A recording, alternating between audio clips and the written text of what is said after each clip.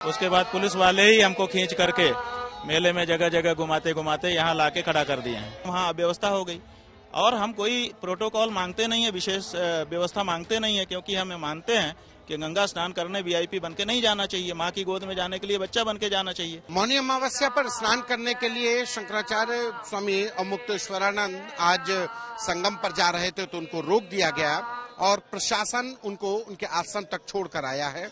नाराज होकर स्वामी जी अपने आश्रम के बाहर तमाम जो शिष्य हैं उनके साथ बाहर बैठे हैं।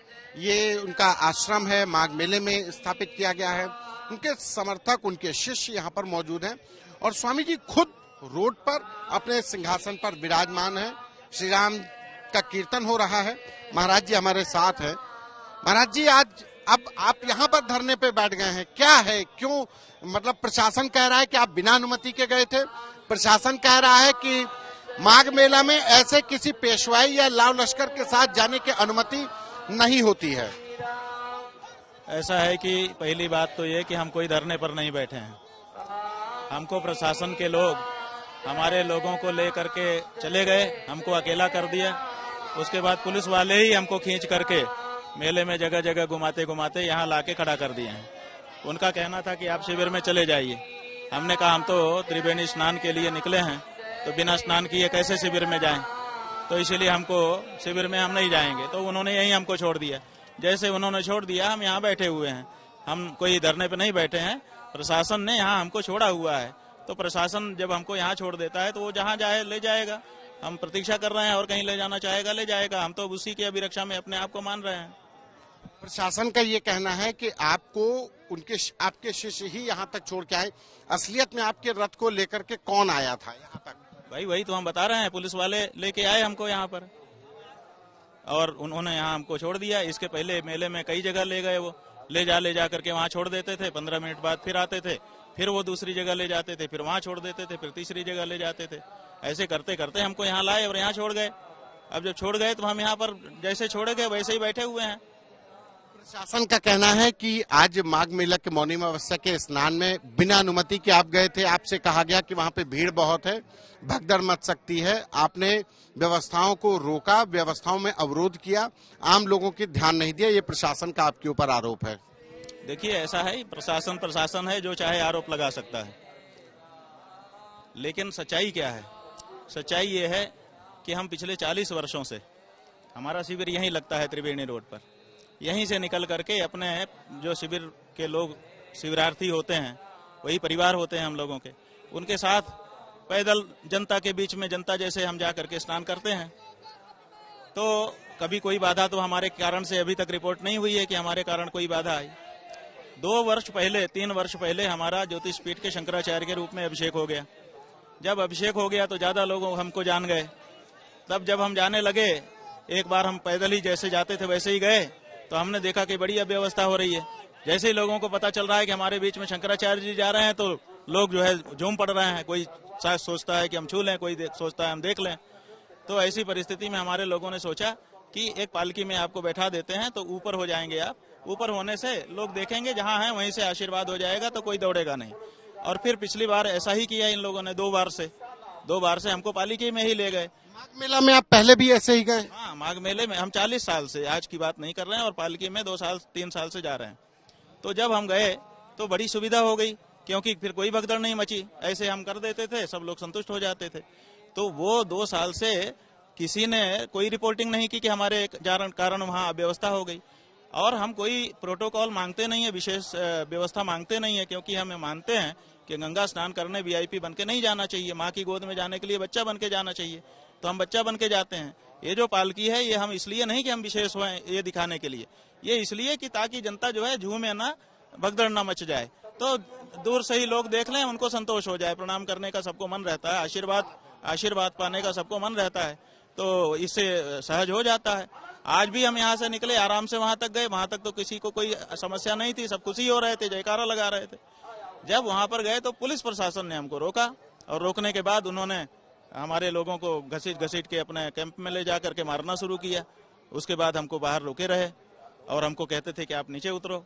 अब बताइए, शंकराचार्य को ये लोग आदेश करेंगे कि तुम पालकी से नीचे उतर जाओ?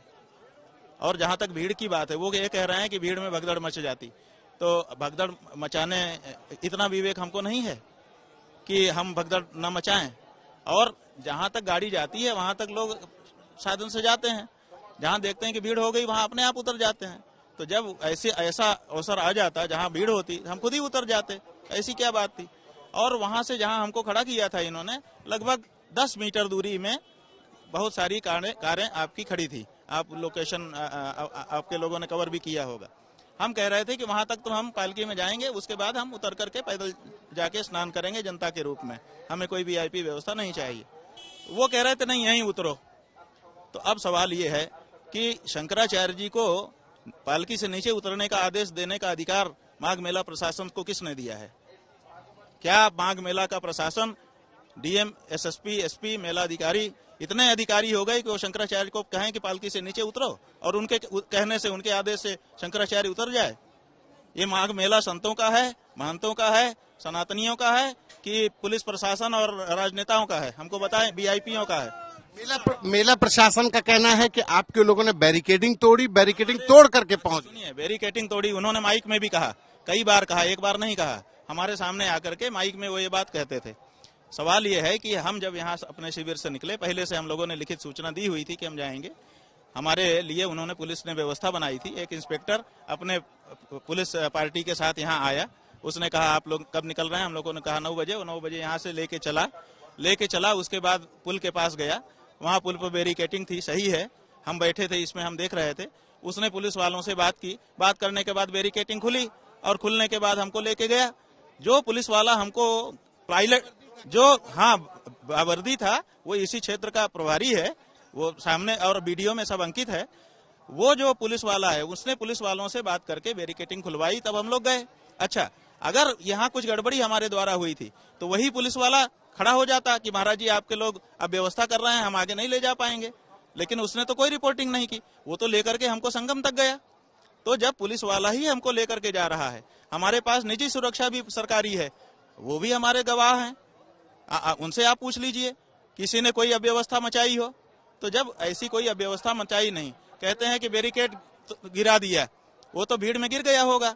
लेकिन आप वीडियो में देखेंगे, हम खुद देख रहे थे, इसलिए हम कह सकते हैं कि जब पुलिस वाले ने बात की, लगभग 1-1.5-2 मिनट लगी उसको, उसके बाद खोला गया। जब खोला गया, पुलिस वालों ने ही खोला, तभी हमारी सवारी आगे गई, नहीं तो हम ना जाते, हम दूसरी तरफ से चले जाते। हमको अगर वीआईपी व्यवस्था चाहिए होती तो हम पहले ही से वीआईपी व्यवस्था की मांग कर देते कि हम गौ रक्षा की बात उठा रहे हैं। ये राजनीतिक पार्टियां गाय की हत्या बंद नहीं करना चाहती हैं, तो ये चाहती हैं कि हमारी आवाज दबा दिया जाए। और आज इनका योजना थी, जैसा कि हमारे लोग बता रहे हैं, कि ये हमको पहले पालकी से नीचे उतारते, उसके बाद भगदड़ कराते, क्योंकि इनके बहुत सारे पुलिस वाले सादी वर्दी में इकट्ठा हो चुके थे, सैकड़ों दिख रहा था, उनके पिस्टल से पता चलता है कि ये पुलिस वाले हैं। तो ये वहां पर भगदड़ कराते, हमको मार डालते और 1-2 को और मारते और कहते भगदड़ में हो गया, शंकराचार्य की गलती है। तो आज ये पूरा एक आपकी हत्या की साजिश। हाँ, बिल्कुल साजिश थी और वो साफ दिखी हमको। आप बताइए कि छोटे छोटे जो भगदड़ करने की हमारी जान को हम ही को तो चुप कराना है, जनता से उनको क्या लेना देना है? जनता को तो उन्होंने साथ रखा है। वो हमसे दिक्कत है क्योंकि हम सच बोल रहे हैं। लेकिन ऐसा सब करने से अगर वो ये सोच रहे हैं कि इससे हम सच बोलना छोड़ देंगे तो गलतफहमी है। हम तो सच बोलते ही रहेंगे, ये तय है। और अभी हम यहाँ पर रुके हैं क्योंकि हम आज अपने शिविर से निकले थे कि हम संगम स्नान करेंगे, जैसा पिछले 39 साल से करते चले आए हैं। अगर हमको ये मौका मिलता है, हमारे लोगों से जिनको मारा पीटा है उनका मेडिकल हो रहा है, अगर उनसे एक क्षमा याचना कर लेते हैं, साधु संत क्षमा कर देते हैं और हमको सादर सम्मान के साथ जो शंकराचार्य का सम्मान है तदनुसार हमको स्नान करा देते हैं तो ठीक है, और नहीं तो कल हम यहाँ से जाएंगे, फिर भविष्य में कभी यहाँ नहीं आएंगे। ये मतलब आपका मतलब है कि ये पूरा अपमानित करने की पूरी प्लानिंग थी? आप बताइए, बिना किसी कारण क्यों ये किया जा रहा था? कोई तो कारण होना चाहिए। हमने अफसरों से पूछा, भाई कारण बताओ। वो कहते थे भगदड़ मच जाएगी। क्यों भगदड़ मच जाएगी? भगदड़ मची ही नहीं। आप बताइए भगदड़ कैसे मच जाएगी? भगदड़ मचाने के लिए कारण होना चाहिए ना। कारण क्या था? जब हम शांति से जा रहे थे, और हम क्या आज पहली बार भीड़ में आए हैं? हम तो जहां जाते हैं वहीं भीड़ होती है। 1000, 2000, 5000, 10,000, 50,000 लोग हर जगह। रोज हम 2 कार्यक्रम 3 कार्यक्रम करते हैं, रोज हमारे साथ भीड़ होती है। और वो भीड़ इसलिए होती है कि हमको देखने और आशीर्वाद लेने के लिए लोग आते हैं। शंकराचार्य जी का आशीर्वाद, व्यक्तिगत हमारी बात छोड़ दो, शंकराचार्य पद पर हैं तो शंकराचार्य जी का आशीर्वाद लेने लोग भीड़ लगाते हैं। तो कहाँ कहाँ भगदड़ मची आज बताइए। इतने साल से हम लोग भीड़ में रह रहे हैं, हमारे कारण कहाँ भगदड़ मची? कोई एक 40 साल 50 साल का समय हो गया, एक वाकया बताइए। सवाल एक फिर से मैं ले लेता हूं कि आज आपको नहीं जाने दिया गया, इसके पीछे क्या किस तरीके की साजिश थी? देखिए बात यह है कि जाने क्यों नहीं दिया गया, ये तो असली कारण वही बता सकते हैं, तय है। लेकिन जो अनुमान होता है कि बिना किसी कारण से अगर हमारे लोगों को मारा जा रहा है, पीटा जा रहा है, घसीटा जा रहा है, हमको प्रताड़ित किया जा रहा है, हमारे लोगों से हमको अकेला करके पुलिस वाले हमको लेके कहीं भी चले जा रहे हैं, पूरे मेला में कहीं भी ले जाके खड़ा कर दे रहे हैं, ये सब जो वो कर रहे थे, इससे हमको लग रहा था कि ये चाहते हैं कि हमारा अपमान हो और अपमान के साथ साथ हमको क्षति पहुंच जाए, शारीरिक क्षति, ताकि हमारी आवाज बंद हो जाए। भगदड़ मचा के उसी में किसी से गला दबवा देते। हत्या की साजिश? बिल्कुल ऐसा ही लगता है जो कुछ आज हमने देखा है। अगर आपके ईमानदार वीडियो वाले होंगे, पुलिस वाले नहीं, जो खाकी वर्दी पहन के टोपी लगाए रहते हैं ना, पुलिस वाले माने हवलदार से नीचे रैंक के जो भी होते हैं, वो नहीं, जो बड़े बड़े अधिकारी थे वो हमारे ब्रह्मचारियों को, सन्यासियों को मार रहे थे। खुद हमने अपनी आंख से देखा है। जबकि वो जो अधिकारी हैं उनके पास सेना होती है, अगर वो मरवाना भी हो तो कहते मारो। हमने किसी अधिकारी को स्वयं मारते नहीं देखा, आज हमने देखा जीवन में पहली बार अधिकारियों को, छोटे छोटे कम उम्र के ब्रह्मचारियों और माताओं को और सन्यासियों को मारते आज हमने पहली बार देखा। वो मार रहे थे, हम ऊंचे चूंकि बैठे थे तो हम देख रहे थे, और बहुत सारे लोग आपके जैसे पत्रकार लोग ऐसे ऊंचा टीवी अपना मोबाइल और कैमरा करके कवर भी कर रहे थे। लेकिन अब कौन दबा देगा, क्या करेगा, हमको पता नहीं है, लेकिन किसी न किसी के पास तो वो वीडियो भी होंगे। तो कोई अधिकारी बिना किसी कारण ये क्यों मारने लगेगा? अच्छा, इसी में एक वाकया ये भी हुआ कि जब हमको उन्होंने रोका तो कुछ देर रुकने के बाद हमने कहा भाई नहीं स्नान करने दे तो वापस चलो, तो हम वापस होने लगे। तो हमारे जो लड़के हैं उन्होंने हमारा रथ घुमा दिया और कहा कि वापस चलो, तो हम वापस होने लगे। जब 5-10 कदम गए तो हमने ऐसे देखा, हल्ला सा हुआ तो हमने देखा तो पुलिस वाले दौड़ के आए और हमारे लोगों को मारने लगे। जब हम वापस हो रहे हैं तब क्यों वो दौड़ करके आ रहे हैं, मार रहे हैं? इसका मतलब कि उनके मन में ही था कि आज मारना ही है, लौट के चले न जाए, छूट न जाए मारना, यही तो उद्देश्य होगा। आप जो आपका टावर है उसका वीडियो निकाल के देखिए, जब हम लौट पड़े हैं, लौट पड़ने के बाद पीछे से आक्रमण हुआ है। ये क्यों हुआ आप बताइए? इसका मतलब है कि उनकी इच्छा थी कि मारा जाए। एक आखिरी सवाल, गुरु के सामने शिष्यों को इतनी बेदर्दी से आप जैसे कह रहे हैं कि मारा गया, दुख नहीं, बहुत बड़ा दुख है। आप समझिए कि अपराधी को मारिए, हम कुछ नहीं बोलेंगे, हम एक तरफ बहुत नरम है, एक तरफ बहुत कठोर भी हैं। अगर कोई अपराध करता है तो उसके लिए दंड देने में हमें हिचक नहीं होती है, हम चाहते हैं कि उसको दंड मिले। हम कई अपने मठ के खुद के लोगों को हम पुलिस में दे देते हैं, बुला करके फोन करके कि ले जाओ इसको, ये नालायक है, इसको दंड दो। लेकिन निरपराध को मारना, कोई अपराध नहीं है उनका, उनको मार रहे हैं। तो हमको आज जो दृश्य हमने देखा, हृदय रो रहा है हमारा, हम क्या कह सकते हैं। पुलिस जो प्रशासन है वो कितनी भी प्रेस कॉन्फ्रेंस करे, कितना भी वो तर्क गढ़े, जब कोर्ट में उसकी बात जाएगी, हम चाहेंगे कि वो जो कुछ उठा रहे हैं उसकी नालिश करें और नालिश करके उस पे कोर्ट बैठे, प्रमाण दें, वो हम भी अपना प्रमाण देंगे। आपके शिष्यों के साथ जो मारपीट हुई उसके लिए कोर्ट का दरवाजा आप अपनी तरफ से एफआईआर कराएंगे? हम अभी तो मेडिकल कराने गए हैं लोग, क्योंकि जो उनके साथ मारपीट हुई है उसकी सूचना तो करनी ही पड़ेगी।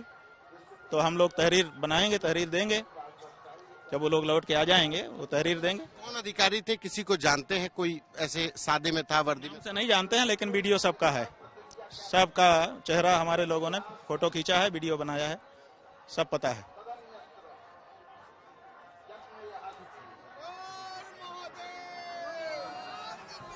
ये स्वामी अवमुक्तेश्वरानंद बेहद दुखी, उनका कहना है कि आज जो कुछ हुआ उनके अपमानित करने की साजिश थी।